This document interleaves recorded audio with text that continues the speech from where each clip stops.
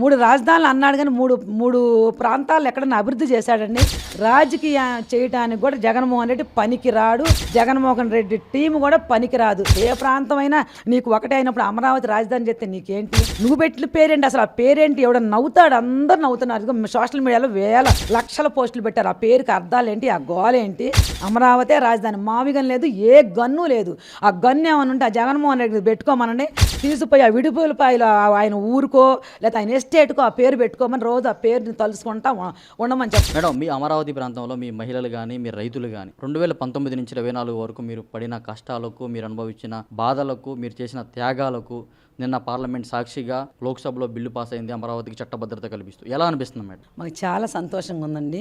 మేము ఏదైతే ఆ రోజు వారసత్వ సంపదని త్యాగం చేశామో, రాజధాని లేని రాష్ట్రంగా ఉండకూడదని ఒక ప్రభుత్వం మీద నమ్మకంగా, ఒక వ్యక్తి మీద నమ్మకంగా చంద్రబాబు నాయుడు గారు అడిగారని మేము భూములు మరి ఎవరికైనా సెంటు నేల వాళ్ళని ఎంత బాధ ఉంటుందండి, అంగులు మొదలాలన్నా. అలాంటిది మరి వందల సంవత్సరాల నుంచి వారసత్వంగా ఎకరం ఉన్నాయండి, 10 సెంటు ఉన్నాయండి, 2 ఎకరాలు ఉన్నాయండి, అంతా ఇక్కడ చిన్న సన్నకారు రైతులే. ఈ భూమిని ఇస్తుంటే బాధ ఉంటుంది కదా. అయినా సరే ఒక ముఖ్యమంత్రి మరి రాష్ట్రాన్ని ఎడగొట్టి ఒక ముఖ్యమంత్రిగా గెలిచి వచ్చి ఆయన చెట్టు కింద పరిపాలన చేసుకుంటున్నాడని చెప్పి, చెట్టు కింద కూర్చొని కుర్చీ వేసుకొని పరిపాలన చేస్తున్నాడని చెప్పి, అది చూడలేక ఆయన అడిగాడని చెప్పి మేము భూములు ఇస్తే, మరి ఆ రోజు జగన్మోహన్ రెడ్డి అసెంబ్లీలో కూర్చొని ప్రాంతాల మధ్య విభేదాలు సృష్టించడం నాకు ఇష్టం లేదు, మరి చిన్న రాష్ట్రంగా ఉండటం నాకు ఇష్టం లేదు, పెద్ద రాష్ట్రంగా ఉండాలి, మరి 33,000 ఎకరాలు కావాలి, నాకు ఆమోదమే, యాస్ నాకు ఆనందమే అని టేబుల్ మరీ కొట్టి మరీ చెప్పాడు జగన్మోహన్ రెడ్డి గారు. సరే అధికారం ప్రతిపక్షం ఒప్పుకున్నారు కదా అని మేము భూములు ఇస్తే, అధికారంలోకి రాగానే మాట మార్చి మడిని తిప్పి 3 రాజధానులని మొదలు పెట్టాడు. 3 రాజధానులని 3 ముక్కల ఆట మొదలు పెట్టాడు. 3 రాజధానులు అన్నాడు కానీ మూడు ప్రాంతాలు ఎక్కడన్నా అభివృద్ధి చేశాడండి? ఒక రాజధాని అన్న కట్టాడా? ఒక్క ఎకరం నేలన్నా, ఒక రాజధాని కడతానికైనా ఒక్క ఎకరం నేలైనా తీసుకున్నాడు ఎక్కడైనా? మరి బాబు గారు రాగానే మరి 2 ఏళ్ళు భూములు ఎవరు ఇవ్వలేదు. ఎవరికైనా కష్టంగా ఉంటుందిగా 2 సంవత్సరాలు భూమి తీసుకోవడమే సరిపోయింది. ఆ తర్వాత 10,000 కోట్లు ఖర్చు పెట్టి సచివాలయము, మరి కొన్ని క్వార్టర్స్ ఎంప్లాయీస్కి, ఎమ్మెల్యే క్వార్టర్స్, అలాగే హైకోర్టు, మరి సీడ్ యాక్సెస్ రోడ్డు, కొంతమంది భూములు ఇవ్వలేదు, మరి ఎన్నో అవంతరాలు సృష్టించారు. 10,000 కోట్లు పెట్టి ఇవన్నీ కట్టాడు. ఆ టైంలో చాలా మంది, కొంతమంది మా రైతులు కూడా పిటిషన్లు వేసి, మరి కరకట్ట కమల్ హాసన్ వీళ్ళంతా కూడా మరి కొన్ని అడ్డంకులు సృష్టించి సీడ్ యాక్సెస్ రోడ్డుకి ఉండవాళ్ళ దగ్గర పొలాలు ఇవ్వనీయకుండా చేసి ఎన్నో అవరాధాలు సృష్టించారు. అయినా సరే ముందుకు వెళ్తానే ఉన్నాడు. కొంత అభివృద్ధి చేశారు చంద్రబాబు నాయుడు గారు. ఆ తర్వాత గవర్నమెంట్ మారింది. జగన్మోహన్ రెడ్డి వచ్చాడక 3 రాజధానుల పేరుతో విధ్వంసాన్ని సృష్టించాడు. ప్రభుత్వం అసలు ఎలా తయారైందంటే ఒక పేక్ న్యూస్, సోషల్ మీడియాను ఉపయోగించుకొని నిరంతరం పేకు అభివృద్ధి అనేదే లేదు. అసలు ఏది చేయటం లేదు. ప్రతి కూడా చెప్పుకోవడమే సరిపోయింది. మీడియా ముందు కూర్చొని చెప్పుకోవడమే సరిపోయింది. ఆ 3 రాజధానుల పేరు పెట్టి 3 ముక్కలు ఆడుకుంటా, మరి గతంలో చేసిన అభివృద్ధి పనులను నేను చేశానని చెప్పుకుంటా జగన్మోహన్ రెడ్డి గారు ఇంకా అది కాలయాపన చేశాడు. ఒక రాజధాని కూడా కట్టలేదు, అసలు ఏమీ కట్టలేదు, ఒక తట్ట మట్టి వేయలేదు, ఒక మరి కొత్త సిమెంట్ కూడా వేయలేదు. ముఖ్యంగా అమరావతిలో ఏదైతే పనులు గతంలో తెలుగుదేశం గవర్నమెంట్లో చేశారో మొదట ఆ రోడ్లను కూడా ఈ వైసీపీ కార్యకర్తలు రోడ్లు దవ్వారు, మరి కంకర దవ్వుకున్నారు, ఐరన్ దవ్వుకున్నారు. అవి మొత్తం తవ్వుకొని తీసుకుపోయి విధ్వంసాన్ని సృష్టించాడు. అసలు ఆ తర్వాత 3 రాజధానులు అన్నాక మేము రోడ్డు ఎక్కాం కదండి. రోడ్డు ఎక్కి ఉద్యమాలు చేస్తుంటే ఆయన మేము ఎక్కడ కూడా ఏది కూడా ఏదన్నా ఒక పగలగొట్టడం కానీ, ఒక గవర్నమెంట్ ఆఫీసు పగలగొట్టడం కానీ, ఒక కారుకు రాళ్ళు వేయటం కానీ, ఏది వీళ్ళు వస్తారు కదండి, దాడులు ఏమీ జరగకుండా వైసీపీ మరి మంత్రుల మీద కానీ ఎమ్మెల్యే మీద కానీ ఏమీ దాడులు చేయకుండా మేము శాంతియుతంగా ధర్మ మార్గంలో మేము ఉద్యమం చేసుకుంటే, మహిళలను కూడా చూడకుండా మా మీద కేసులు పెట్టి మా కట్టు బొట్టు గురించి అవహేళన చేసి, మా చీరల గురించి అవహేళన చేసి, అలాగే మరి మా అమ్మాయిని కడుపు బూటికాళ్ళతో పొట్టలా పెట్టి తొక్కేశారని ఇప్పటి వరకు పిల్లలు లేరు, మానసికంగా బాధపడతాను ఉంది మా అమ్మాయి. మరి ఎన్ని రకాలుగా కేసులు పెట్టి 3 ఏళ్ళు కోర్టు చుట్టూ తిరిగి అసలు ఎంత హింసించాడంటే మమ్మల్ని చెప్పుకోవడానికి లేదు. మళ్ళీ మేము మా చుట్టాలింటికి పక్కూరు ఎలగపూడి వెళ్ళాలన్నా ఐడెంటిటీ చూపించాలి, అటు కిష్టాయిపాలెం వెళ్ళాలన్నా ఐడెంటిటీ చూపించాలి, విజయవాడ పోవాలన్నా మా పిల్లలు చదువుకోవడానికి బయట వాళ్ళకి వెళ్ళారు, ఆ పిల్లలు మా ఇంటికి రావాలన్నా సెలవులకి ఐడెంటిటీ చూపించాలి. కరకట్ట మీద మా భూములు తీసుకొని అక్కడ రాజధాని ఏర్పాటు చేసి అదే అసెంబ్లీలో నువ్వు పరిపాలన చేసి చేసుకుంటా, నువ్వేం పరదాలు కట్టుకొని వేల మందిని పోలీసులు పెట్టుకొని నువ్వు అసెంబ్లీకి వచ్చేవాడివి, మేము మాత్రం ఐడెంటిటీలు చూపించుకొని మా పిల్లలు మా ఇంటికి రావాలి. ఇట్లా ఎన్ని రకాలు సృష్టించాడంటే అసలు ఒకటా అని చెప్పుకోవడం లేదు. ఇప్పుడు ఏదైతే మీరు చెప్పిన ఐడెంటిటీలు కానీ, లేకపోతే మీ కూతుర్ని గర్భిణీగా ఉన్న మీ కూతుర్ని బూటుకాలతో కొట్టడం కానీ, మీరు వీటన్నిటి కూడా మీరు పడిన కష్టాలన్నిటిని కూడా నిన్న కేంద్ర మంత్రి పెమ్మసాని చంద్రశేఖర్ ఆయన దగ్గర నుంచి ఎంపీ పురంధేశ్వరి వరకు మొత్తం కూడా మీరు ఏదైతే పడిన బాధల్ని పార్లమెంట్ సాక్షిగా దేశం మొత్తం వినేలాగా, దేశం మొత్తం చూసేలాగా చెప్పారు. ఎలా అనిపించింది మేడం వాళ్ళు మాట్లాడుతున్నప్పుడు? మీ అమరావతి గురించి, మీ కష్టాల గురించి, మీ బాధల గురించి మీ ప్రస్తావిస్తున్నప్పుడు ఎలా అనిపించింది? మా పోరాటంలో న్యాయం ఉందండి. మేము చేసిన త్యాగంలో మరి అందరికీ ఉపయోగపడేట్టుగా మా కోసం స్వార్థం లేకుండా మేము త్యాగం చేసాం. మా పోరాటంలో ఒక న్యాయం ఉంది. అందుకని రైతు దేశానికి అన్నం పెట్టే రైతు భూమి అది. మరి రైతు అంటే అసలు ఏంటండి, అసలు ఎంత అందరికన్నా నిజంగా ప్రపంచంలో అందరికన్నా గొప్ప భూమిని దున్ని పండించేవాడే రైతే గొప్ప. రైతే ఎవరికి భయపడకుండా తన పంటను తను పండించుకొని న్యాయంగా బతుకుతాడు. అలాంటి మేము భూమిని ఇచ్చాం కాబట్టి వాళ్ళు మా కన్నీళ్లు పునాదులుగా మార్చి ఈరోజు న్యాయం గెలిచింది, ధర్మం నిలబడింది. మాకు మరి ఏదైతే చట్టసభల్లోనూ కానీ, న్యాయస్థానాలు కానీ, దేవస్థానాలు కానీ ఏదైతే నమ్ముకున్నామో ప్రతి చోట ఒక్క వైసీపీ వాళ్ళు తప్పితే అన్ని పార్టీలు మాకు కలిసి వచ్చినాయి. ప్రతి చోట మాకు న్యాయమే జరిగింది. మాకు రాష్ట్ర ప్రజలందరూ కూడా ఉద్యమం జరుగుతుంటే సహాయ సహకారాలు మాకు అందరూ అందించారు. అలాగే ఈరోజు అసలు నిజంగా వైసీపీ వాళ్ళు సిగ్గుండాలండి. ముగ్గురుండి ఏకాకలు అయిపోయి బయటకు వచ్చారు.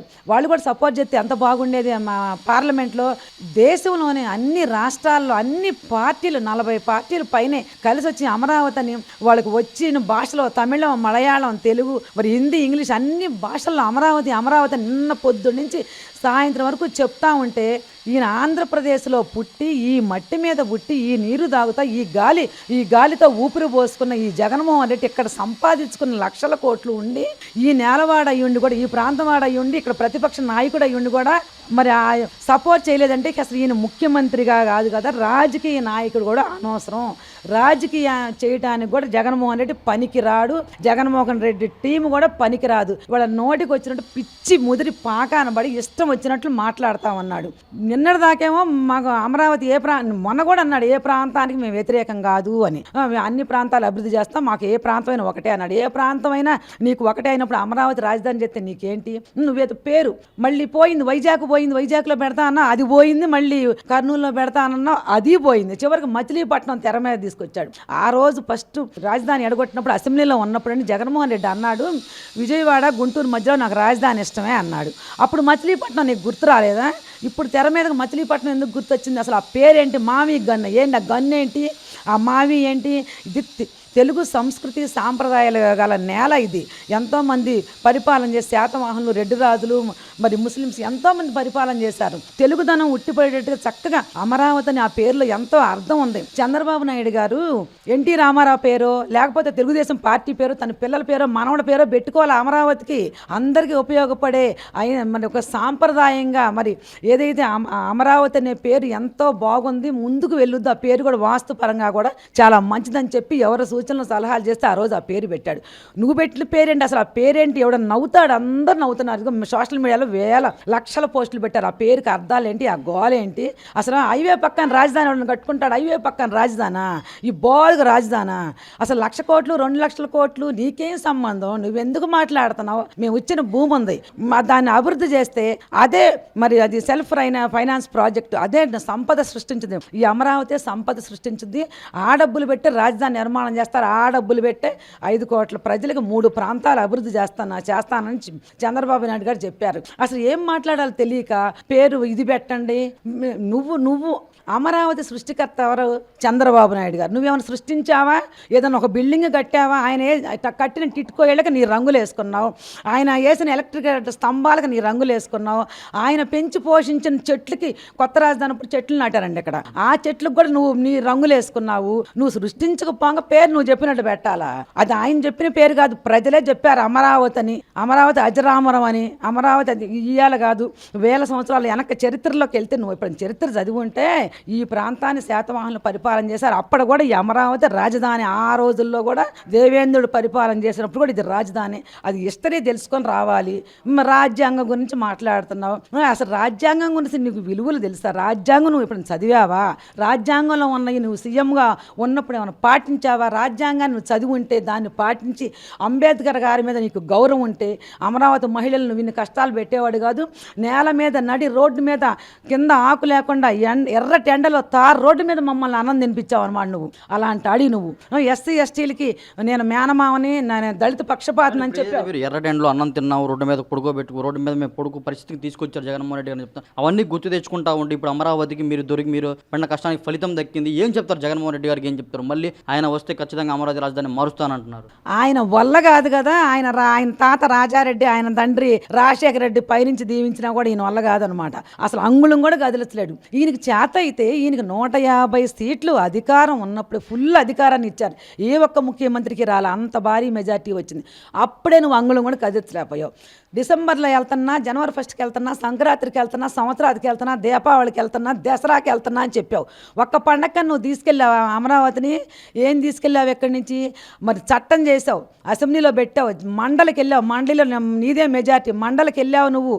మరి అప్పుడున్న బీజేపీ కూడా మరి నీ పక్కనే ఉండేది. మరి అక్కడ కూడా నువ్వు పార్లమెంట్లో కూడా పెట్టలేకపోయావు.